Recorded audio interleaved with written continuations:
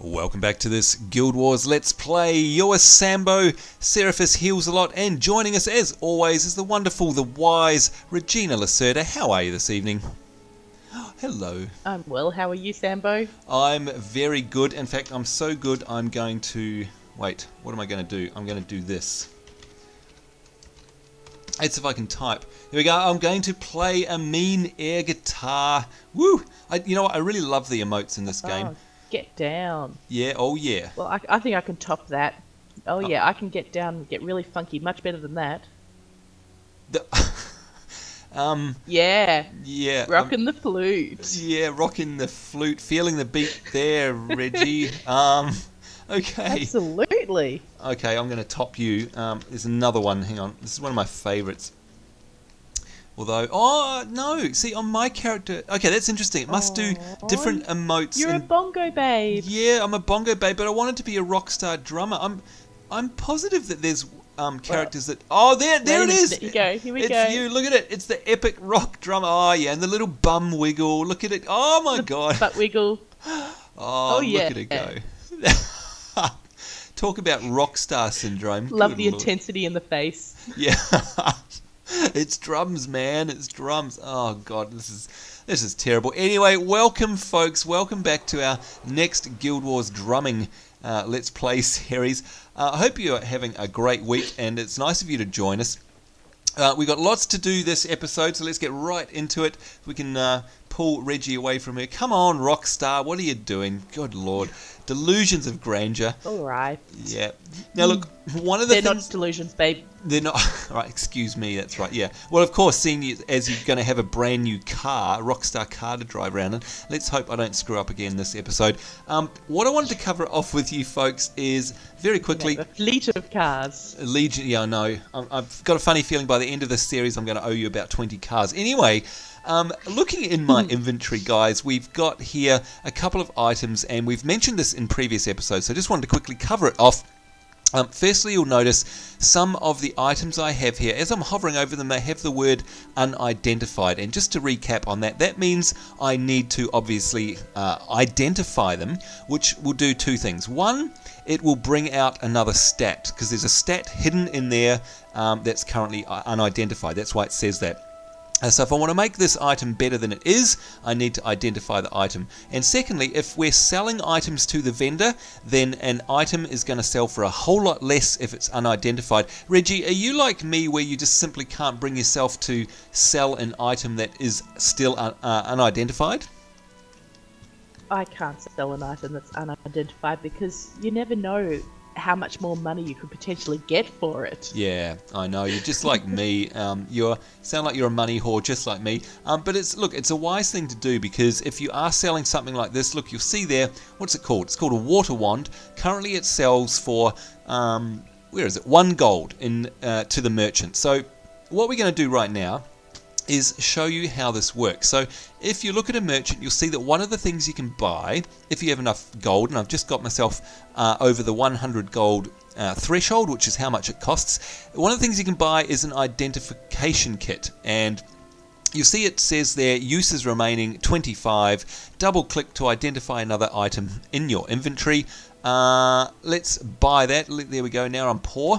So we'll close the vendor window, and what we do is we double click on it, and you'll see that the icon changes to an eyeball. So what I'm going to do is I'm going to go and eyeball that water wand. Now remembering it's unidentified and it was selling to the vendor for 1 gold. Let's click on it, and it's come up with a stat. Now straight away you can see there the value is now 2 gold. So I've increased its value by 100%, so it's well worth doing the identification thing. But it's also come up with another stat. Now in this case it's a bit odd. Normally it would come up with an actual item like, you know, more energy or something like that. In this case it's come up with highly salvageable. So we'll get into salvaging in a second. For now, we're just going to identify these other bits and bobs. Reggie, have you gone through this process already? Have you been identifying your gear? I have identified a few things, and I actually, interestingly enough, had one staff that went from a value of 6 coins to a value of 43. Whoa, okay. That's okay. So there you go, folks. You know what they say: money can't buy happiness, but it makes misery a lot more comfortable. Yeah, that's a great saying, actually. And in this game, you're dead right. So what we want to do now is identify everything that we've got, and there you go, it's all done. The other thing we need to buy, and I'm not sure if I can actually do it because I need 40 gold, but is a salvage kit. So you see there, salvage kit is worth 40 gold. It has 10 uses, and you'll see in my items here I have, for example, this spider web, and it is an actual salvage item. Now, do you want to, because you're probably better at it than I am, Reggie, can you explain to people what a salvage item does, or rather what the components are that come out of it? Like, what are they used for? Salvage items normally give you craft items, and Right. a bit later on in the game there are actually people who will ask for certain craft items and will manufacture you like a higher usage weapon or a piece of armor or something. Oh, so like upgrading bits for weapons, so adding stats to them and stuff like that. Or even creating all new weapons. Oh, right. Like Yep. they'll sort of ask for, like some iron or some metal of some description or some wood or something, and they'll present you with a brand new bow and arrow. Right. That you wouldn't normally be able to get just lying on the ground. Right, so there you have it, folks. As you can see, Reggie's spot on the money there. So salvaging is used for crafting. That's how you get your crafting materials, which you can then make items. And of course, there's a healthy... actually, correct me if I'm wrong, Reggie, but from memory, there's always been a really healthy crafting and trading industry in the game, like the economy. In fact, look, there we go, right in trade now, we've got somebody looking for a salvage kit, and quite often you'll see people saying wanting to sell, there we go, wanting to sell a char bag worth 700 gold, people wanting crafted items, wanting mats. It is really a healthy economy still, even after all these years, yeah? Yeah, absolutely.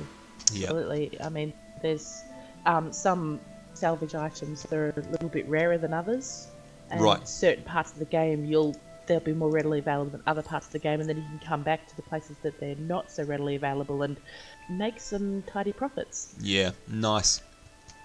Well, what I'd like to be able to do, but I can't afford it just yet, is buy a salvage kit. We'll come back and do it later. I've got 13 gold. We need 40 gold.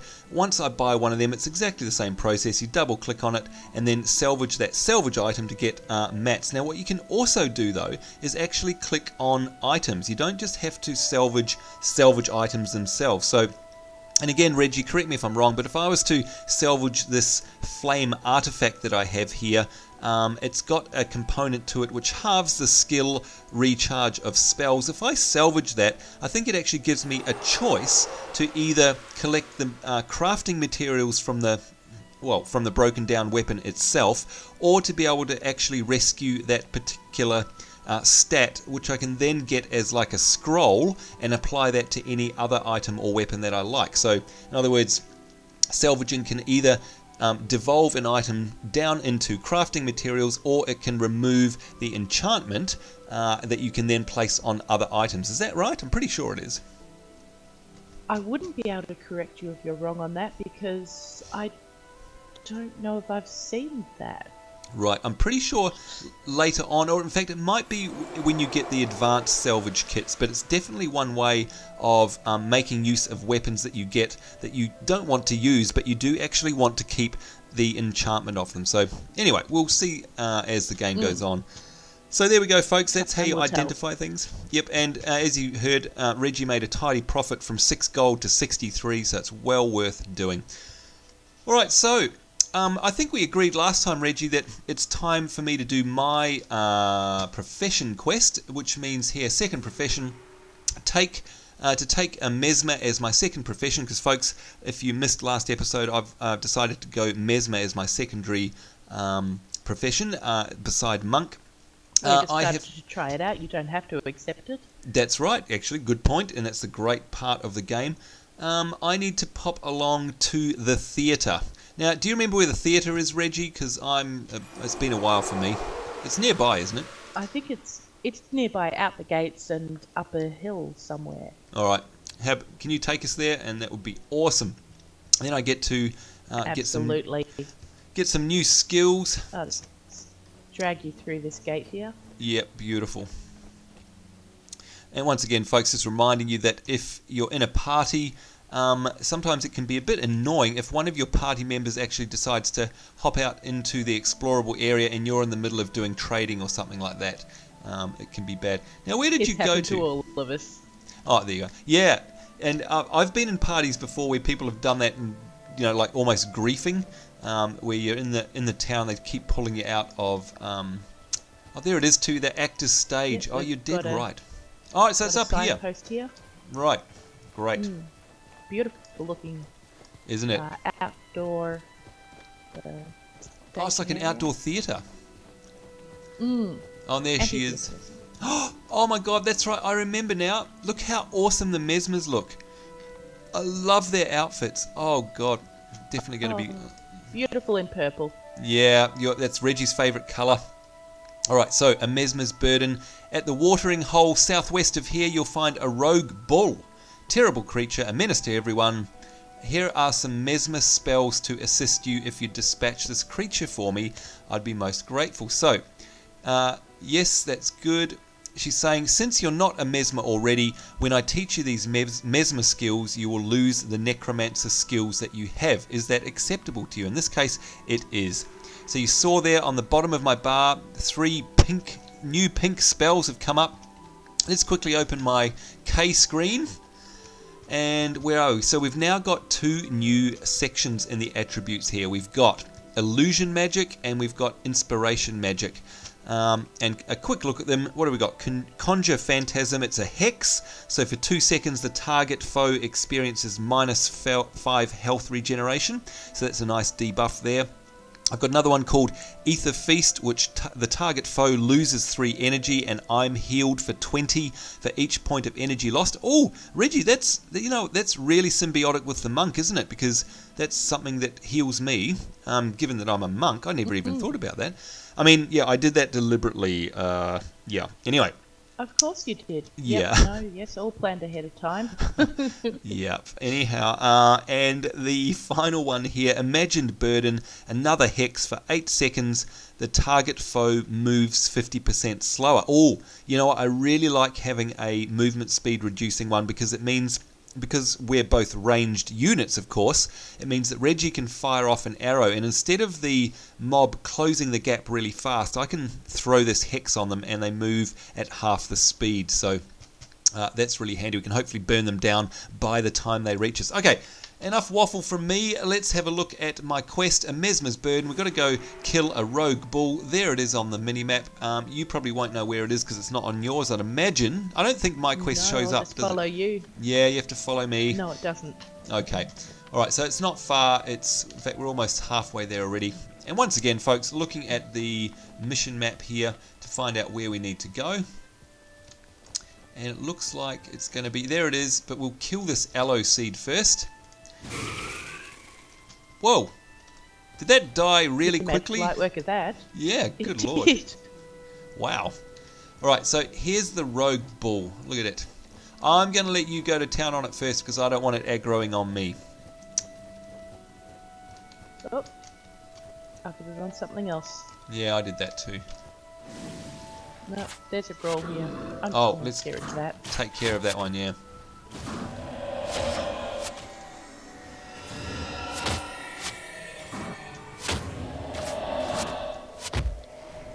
Oh, I love the spell effects in this game. I know I said it last time, but it's great because each class has such different looking effects as well, which is really good because you soon learn to recognize the type of spells that are actually being cast, which is very handy. And look at that, Reggie has animated a bone horror. It's Fred. Hello, Fred. Beautiful. Down he goes. Down he goes. And look at that, the quest is updated there. Return to Lady Anthea for your reward. Awesome. Let's go do that.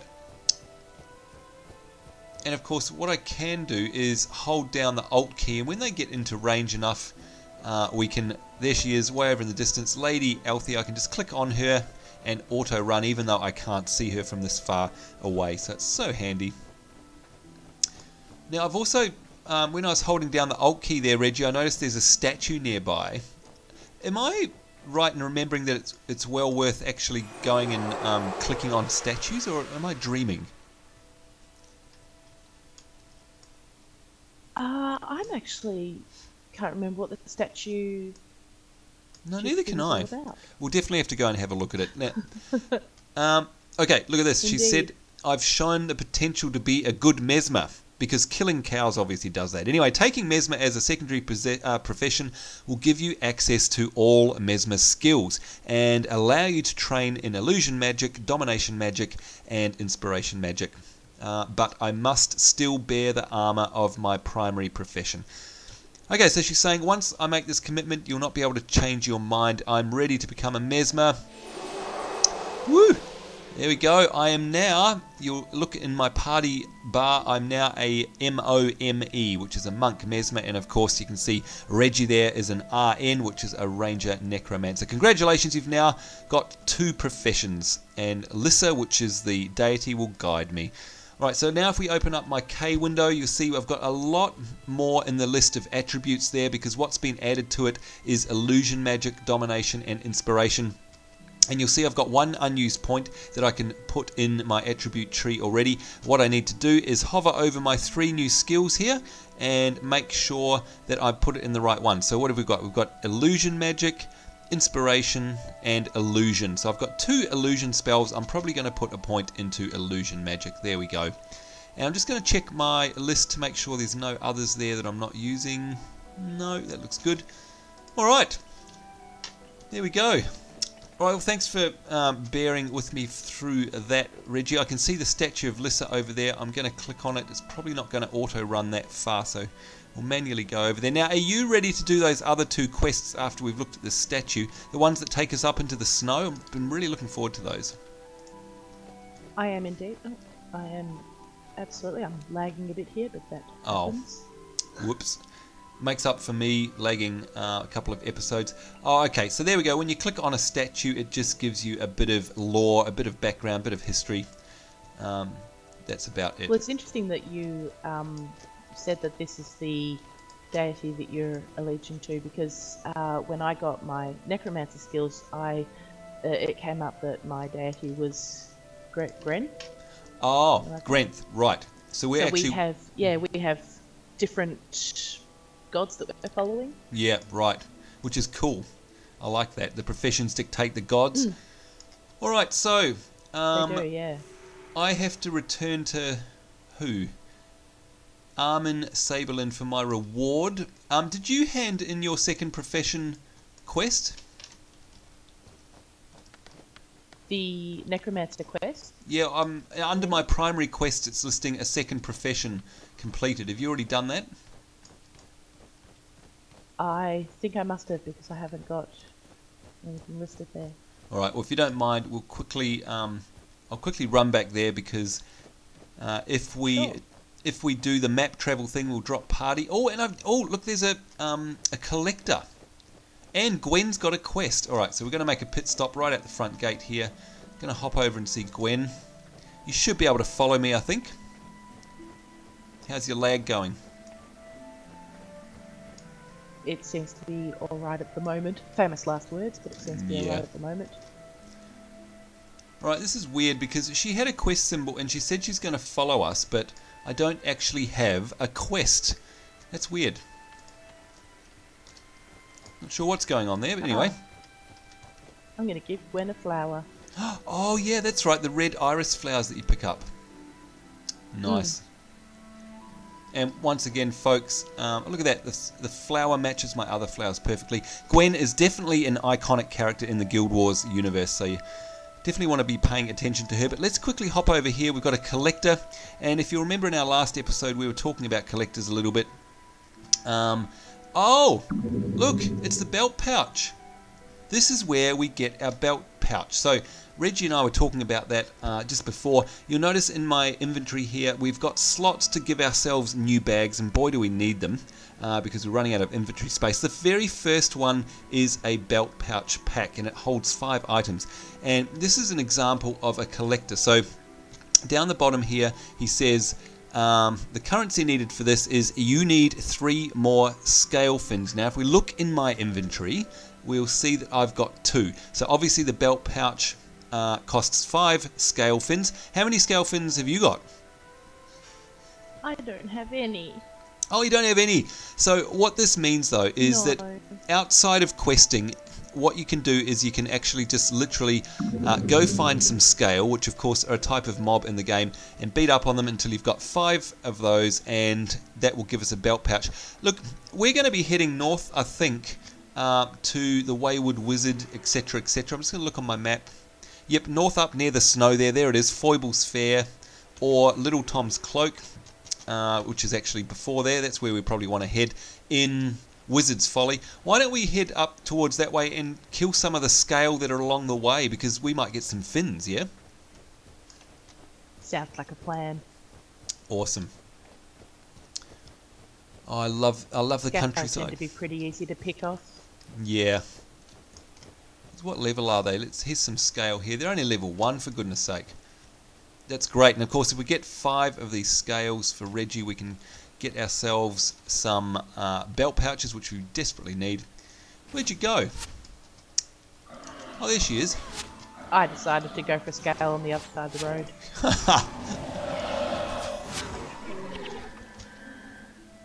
And right. just dropped a water stuff that's been assigned to you. Oh. No scale fin. And that's the other thing, folks, is that the fins are a random drop. So it can sometimes take a bit of time to actually get one. That's okay. It's all part of the game. Oh, I've got a scale fin. Oh, you have 2. Well done. Alright, so I've got 2. You've got 1. Do a bit of farming. Good old MMO farming. It's not so bad though, because the combat's so much fun. And you still get experience points by doing it. Yeah, exactly. So it's win-win, isn't it? Share out a bit of gold. Yeah. Nice. Oh, there's a couple over here. Shall we pop over? Now, again, remember, I can ping the mini-map. You can see there I've pinged so Reggie knows where I want to go. Or I can, in fact, draw. There we go. A nice big arrow on the mini-map. One of the only games that lets you do that. It's so much fun. Yes, just make sure you only draw arrows and... What are you saying? I would never draw anything horrible on the mini-map. Not ever. No, never. Although I must say, if you get yourself in a pickup group, a public pickup group, you do run the risk of all sorts of interesting things being drawn on the minimap, and I'm sure I don't have to go any further than that. You can use your imagination. Anyway.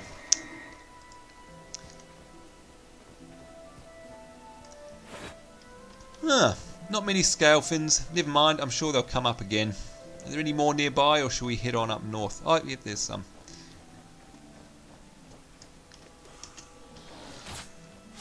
There's a few just around the corner here. Oh, nice.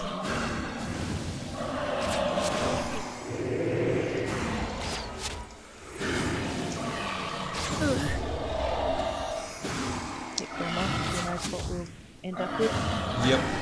Need to give myself a heal. Oh, and there's Reggie's Bone Horror. And look at that, you can see my energy is way down low, and I was actually unable to cast a spell then because I wasn't managing my energy efficiently. I think I mentioned way back in the very early episodes that managing your energy is a big part of the game. You've really got to be careful about what spells you're using and be conscious of the cost. For example, I've just noticed one of my spells here, the one that actually slows the target for 9 seconds, uses 15 energy. And of course you might go, well, that's not much, but when I've got a total of 30, that's actually using up half my energy. Yeah. And there's a scale fin, and that's assigned to you again. It is. And there we have... Gives me a grand total of 2. Yep, so same as me, we're both on 2. Oh, I love the design of the creatures in this game. They're so detailed. It's great. And so, folks, one of the best ways of managing your energy, by the way, is to not... Oh, got it. That was a bit of a fight. One of the best ways to manage your energy spells is to make use, and let's just heal the Bone Horror, make use of your auto attack, which is of course the space bar, because that doesn't use energy. So spare your spells for when you need them.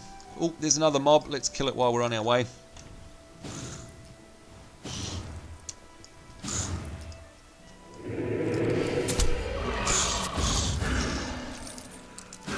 Lovely. Money, money, money. We want money.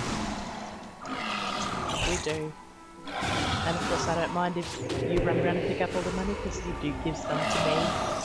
Oh, that's right. Of course, the party shares 3 gold, so you don't have to worry about who is picking it up. The game takes care of sharing it out. Alright, so back to the road. And we'll head north. And head to the snow. We should reach it just in time, well, to run out of time for our episode. Gosh, you know what? These go so fast. They have so much fun. It's not fair. Half an hour's not long enough. No, it's not. I'm trying to get down. I'm being a complete spaz. Gone and got myself stuck behind. Yeah. I keep getting on the cliff as well. Yeah. Oh, another scale. Come here. Give us one of your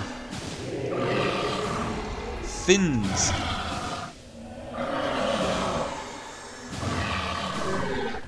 Oh, and another one dropped for Reggie. There's one here for you. Ah. And see, I've made my way right down to the bottom of the cliff. Oh. I've got to get back up and get that scale fin. Yep. I'm not going to let that go. There it is. I pinged it on the map for you. Beautiful. There's another one. Another one wants to play. Oh, and I got one. Woohoo! Awesome. Well done. Yay. And of course, again, just clicking on Regina's name in the party list and pressing spacebar means I don't have to look around and find where on earth she's gone. I'm just going to automatically follow her. Nice and easy. Yeah, just run off. Yeah, it's easy. Right, where's that road? We need to head, well, it's not north, it's south actually, isn't it? Whoops, silly me. There we go. Yes, I found the road. On the road again. Oh dear. Let me serenade you on our journey northwards. Yeah, no. I shan't do that. Have to. I don't have to, she says. Oh God, I hope he doesn't. It means. Oh, look what you've got. I've got a vial of dye. Oh, okay. I'll leave that to you. You can explain all about the dye. You know what? I reckon the dye is the most addictive thing in the whole game. It's so awesome. I love dyes. You can tell. I agree. You can tell everyone what it's about. Well, when you pick your character, of course, you get to pick the colour of clothing you get. But as you change your armour and get new clothes, you get basically whatever colour clothes you get given. But by collecting dye or trading dye, you can change the colour of your clothes. Awesome. So, and you'll also find like people, there actually are, later in the game, there are actually dye traders. So they will be able to sell you dye, and they will, their price will basically be determined by the popularity. So people who are trying to buy a certain dye colour will bump the price up. Right. Actually, I remember that. So it's kind of... Yes, and it's very confusing. I'm sorry, I'm just selling off my vendor trash here. It's very confusing for people who have come from WoW, because people coming from WoW are used to a traditional auction house setting. And as Reggie described, this one's more like a market rate type thing for the dye traders. And you know what? I actually really like it for a change. It's just something different. But you're right. I mean, it's a great economy booster because people really go nuts. Look, things may have changed, but from what I remember last time, Reggie, black dye or white dye, they were the two most expensive and popular dyes in the game. Is it still that way? Do you know? I think black still is one of the most popular. Yeah. Absolutely. And I think you can mix colours as well. Right. I may be wrong, but I believe there was something about mixing colours. But it's really good because if you come across other players in the game, it's kind of like a status symbol, isn't it? I mean, if you see somebody in black, and boy, their outfits look really stunning in all black or all white, you sort of have to give them a nod of respect because they've either paid lots of money or done lots of farming and stuff to actually get those dyes. So it's pretty cool. Oh, are you seeing Devona with a quest here? I was just about to say I'm running past Devona and she's got another quest. All right, actually she's got two. She's actually got a couple. Yeah. All right. Well, there we we go. can collect those later. Nice, yes. Oh, yes, I remember these ones. Right, but shall we carry on southwards and get to the snow line, get to Foible's Fair and Wizards Folly, which is what we were intending to do all along. Switch our mission back to... Oh, yes. What is it? The Wayward Wizard. That's what we want, isn't it? Good point. As Reggie pointed out in our last episode, of course, if you pick up a new quest, it will update your mini-map and objective to that quest, so don't get confused by that. Very easy to do. Oh, I remember winding up this path. Yeah, we're running to a portal here. Yeah, you did right. Big swirly thing. The swirly portal thing. That'll take us in. Now, by the way, before we go through, you'll see it on the map there, and that's going to take us into the northern area. And by the way, another thing about the map, hopefully you can actually see this on the YouTube video, but the map is very blurry, except where we've been, it actually uncovers to be a very detailed map of the surrounds. So it basically allows you to even sort of spy by eye where you need to go, get around the long way. You can see the hills and valleys. It's a really, really cool map. And without saying too much, it does get a lot bigger later on. Alright, take us through that portal, oh wise woman. Let's go. Here we go. There we go. Now we're in the area called Wizards Folly, so a brand new area, and there it is on the mini-map. And it looks like they're both going to, yes, both of the quests, the Little Tom's Big Cloak, I think. Yes, Little Tom's Big Cloak and the Wayward Wizard are both going to take us up to Foible's Fair, and that's going to get near the snow. I love this area. It's beautiful when you get to the snowy area. Yeah. I seem to remember the bad guys get quite bad. Yeah, they get quite tough, don't they? They do. Oh, and here's some. Ooh, there we go. Some already. Yep, some stone elementals. So these guys definitely hang around the mountainous areas. So a new monster type for us.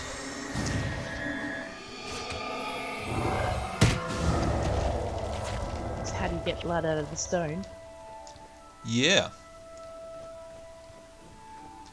Oh, I love the colours. Actually, it's funny you're talking about the different zones in the game, because as you do start playing through the game, and remember folks, we're only in basically the baby beginners area at the moment. We won't spoil the surprise for those of you who haven't played, but we're in a very limited area, so even though, as you can see, it's very large, it's absolutely tiny compared to the size of the actual game. In fact, it's one of the biggest game worlds I've ever played in. It's just huge. But oh, totally easily. Oh my god, I've aggroed a bear. Bear, help! Ah! I need to heal myself. I'll help you out. Thank you. I can see your arrows flying in there. There she is in the background, rescuing Sambo. Actually, she needs a bit of a heal. Oh, and I'm getting thumped in the back by the stone guy. You are. Alright, so as Reggie said, there you go, an enchanted lodestone has dropped randomly off one of those mobs, and that's definitely, I know for a fact, will be used as a collector's item to get new gear, so you definitely want to hang on to those.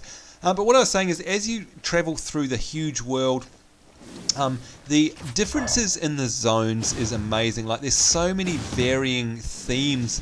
I mean, you've got lots of level 20 characters, Reggie. I mean, you'll know. Oh, there's a blue bow for you, by the way. I'll trade that to you right now, or else we'll forget.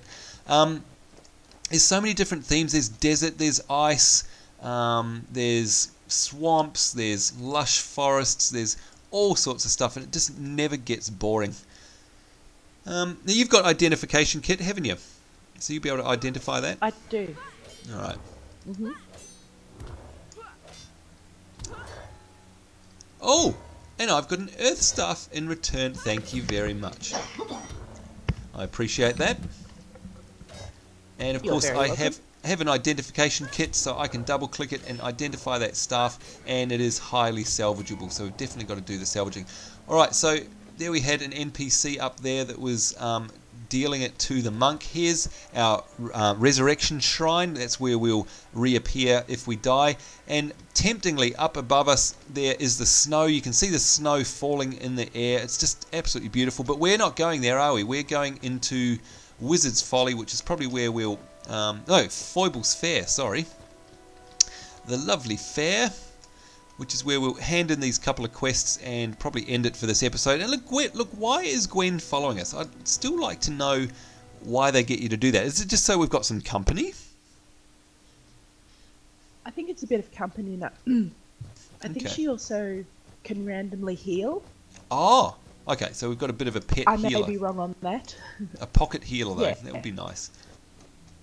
I could be wrong, but I think she does give sort of a little bit of healing. Awesome. Now, I've come across my Mesmer guy who is suitably decked out in his Mesmer duds. Look at that. And we've got a quest called Domination Magic. And it looks like... Yeah, okay, this is good because he wants us to kill some Scale. And, of course, we want Scale for the Skale Fins. So we can get ourselves a belt pack. So that's going to come in handy. Got a hand in here. Wayward Wizard. Right, that's probably updated our quest log. It has find Orion in Wizards Folly and convince him to come home. And look at that, you'll see I've got a message up in the top left. I'm sure that Reggie's probably had one of those come up as well, which is, it announces that you've got a new skill. And you'll see down there on my hotbar, I've actually got 2 new skills because I handed into my Mesmer. And if we hit the K screen, you'll see that, where are we? Yes, now I have some domination magic skills. And this is where it starts to get difficult because we have to start deciding which skills we put on our bar. Now, we're in an outpost now, aren't we? Yes, we are.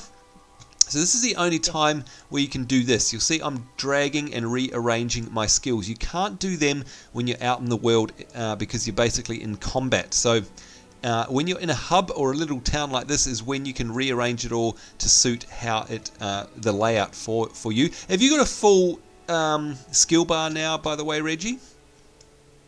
I haven't. No, I've only got the original three necromancer skills that I got when we started. But I believe that you've done one more primary quest. I've done because I've still got my ranger training to do. But that's over in Regent Valley. That's sort of... yes. You know, that wasn't the direction that we were going. No, but you know what? We did promise to do that, and we kind of forgot about it. So I feel terrible now. So I didn't forget about it. We'll get back to it. I'm sure we will. You know what? That sounds like the first thing we should do in our next episode. What do we got here? We can sell some stuff. Have I got enough money to buy a salvaging kit yet? Oh, I've got exactly 40 gold. There we go, folks. Going to buy a salvaging kit. And let's have a look at it quickly. Now, what I tend to do is put the ID kit and the salvaging kit in the first 2 slots of your inventory, so you know, you're not messing about playing inventory Tetris, as some people like to call it. But where are we? There we go. I've got a water wand that's highly salvageable, so I'm going to double-click on the kit, do that, and watch what happens. There we go. I've now got 3 iron ingots, and that's the first common crafting material that I've got on this character. We've also got another highly salvageable item there, so let's do that. And that's given us 6 wood planks. So it's as easy as that, folks. That's how you actually get crafting materials. And obviously a wooden wand or staff is going to give you wood, and something made out of metal is going to give you iron, and there's cloth and all sorts of things. Have you managed to get any crafting items yet, Reggie? I have. I've got some wooden planks, I've got an iron ingot, and I've also got some glittery powder, glittery dust, which is what the spider webs were salvaged. Oh, actually, thanks for reminding me, because I haven't salvaged my spider web yet either. Whoopsie. And you're right, pile of glittering dust, and that is used for a lot of recipes. So, there you have it, folks. We covered off lots of stuff in this episode. I've now got a full skill bar. We'll be doing the same for Reggie in the next episode as we make our way to Regent Valley to make sure that she gets all of her class skills. In between episodes, I'll spend a bit of time rearranging these so that they're in a logical order so I can be of most use. What did I get? Oh, okay, I got a remove hex spell. That's really good actually, because not only does it remove a hex, handy. yeah, that's handy, and it removes one of my own. So there's an interesting interaction there, because obviously I have to put a hex on a character in the first place, and then by removing it, that particular mob and all adjacent mobs take 15 damage. So it's an interesting mechanic, that one actually. Backfire, what have we got? It's another hex. The target casts, whenever they cast a spell, they take 35 damage. So yeah, really interesting mechanic. But anyway, enough from me. I say we wrap it up there. We're well over time. Don't forget to remind us to head to Regent Valley next time, Reggie, and we'll make sure that you get your skills so we can sort out the rest of yours. But other than that, thank you very much for joining us, and I hope you had fun. What have you got lined up for the rest of the week? Anything special? Oh, she bows. Maybe. Maybe. Well, maybe doing a bit of crafty stuff, doing a bit of, going to work a couple of days, and just general hanging around the rest of the time. Oh, I'm so jealous. And you know what? One of these episodes you're going to have to tell us about your... I mean, we've been talking about the in-game crafting.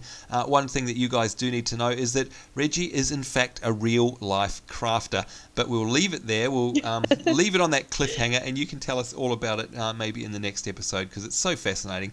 Anyhow, in the meantime, thank you very much for joining us. I hope you enjoyed this episode, and thank you to you, Reggie, for giving up so much of your time. We really do appreciate this.